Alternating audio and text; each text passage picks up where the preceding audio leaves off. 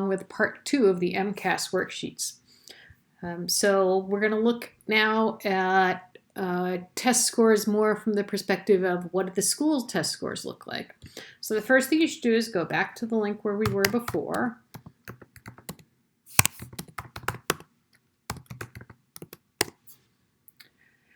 And the first thing it says is in the blue band towards the top of the page, right here, we should find the heading for data and accountability and click on school and district profiles.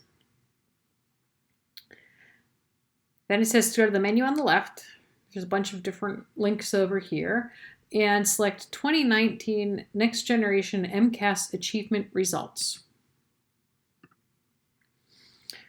So this is what we're looking at, and these are MCAS achievement results, and you were supposed to go through and just write briefly in the chart what each of these columns contains. The district name, the district code, the subject, M plus E number, M plus E percent, and I want you to think back to the student reports you got. Remember there was meets expectations, exceeds expectations, partially meets expectations, and not meeting expectations. Okay, so you need to figure out what do these things mean. Number of students, average scaled score, average SGP. Remember what that is from the video on student reports and included in SGP. So you're just going to fill in that table explaining what each of these columns seems to include. When you're done doing that, then if you look at the top of the screen, we're going to look at scores for 10th grade, information for 10th grade. And you hit view report, and now this is switched, and it is the information for 10th grade. You're going to scroll down until you find Springfield.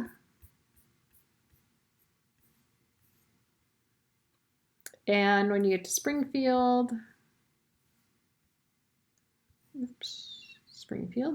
I want Springfield ELA. I'm going to click on this.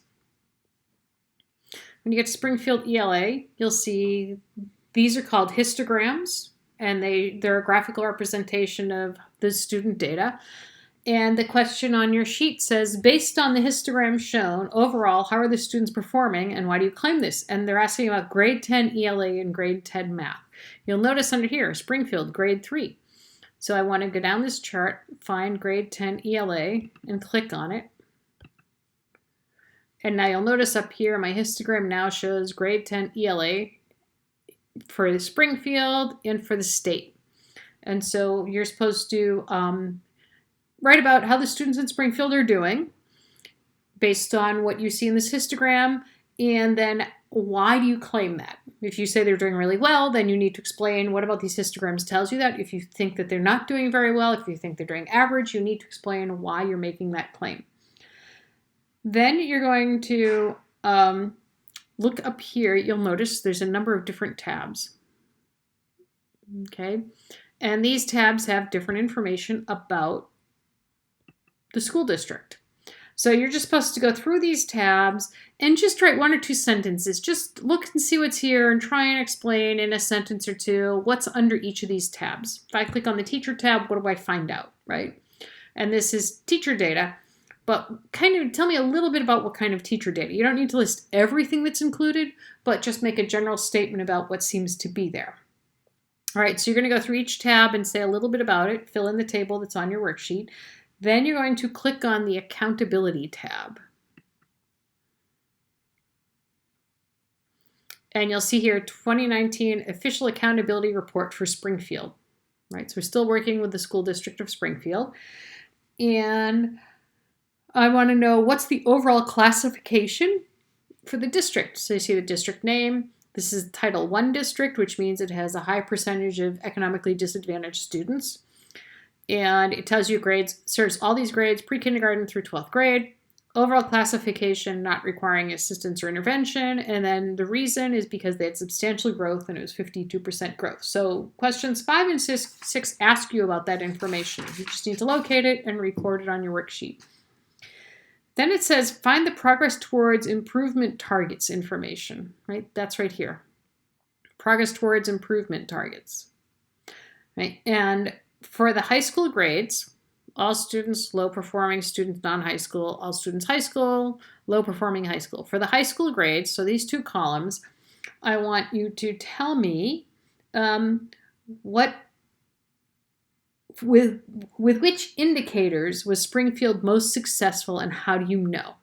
So you just go through here and you try and tell me which indicators.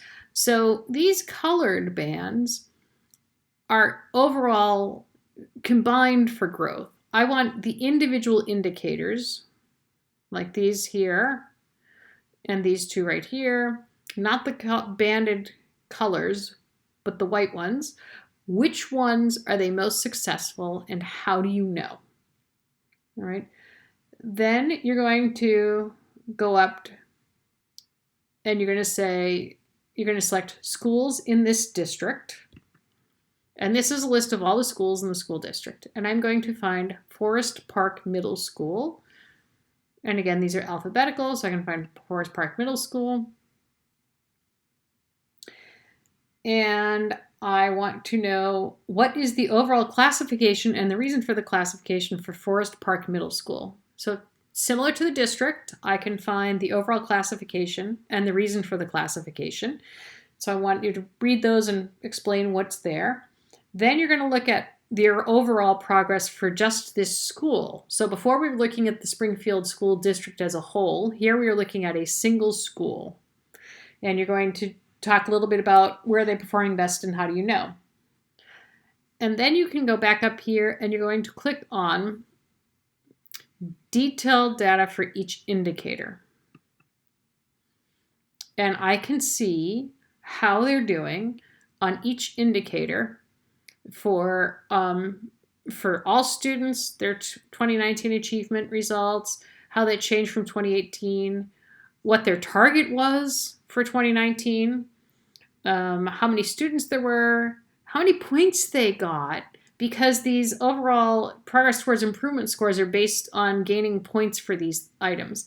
And the reason they got 0 points is because their score declined, right? So they, in 2018, had 482.6 for their English scaled score for all students, and it went down to 41.5. They lost some points between those 2 years, so their scores declined, which gave them 0 points towards their total progress towards improvement targets score, okay?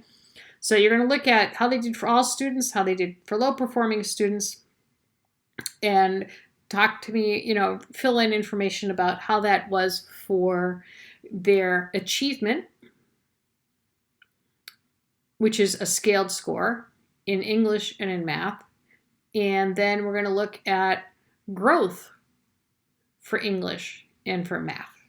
And that's what goes in that table as far as how they're doing for lowest performing students versus overall students, and then economically disadvantaged students versus all students. Okay. And then I want you to actually try to explain to me how you might interpret this. Why do you think it is the way it is? What do you think is going on here? What do you notice about it? Tell me what you think is going on. And then that takes you just through question 14, and it says, question 14, compare Forest Park Middle School in Springfield to other schools of the same type. Well, first of all, it says, how are you going to do this? So I need to think back to when I looked at these tabs, what was in these tabs? So if you go back to question number 4, you might find that one of these tabs actually has comparison schools. All right, so you're going to find the tab with the comparison schools, and then you're going to answer a couple of questions about how well does this school do when compared to other schools of the same type, and what evidence can you use to support your claim. Okay, and that completes part 2 of your MCAS worksheets.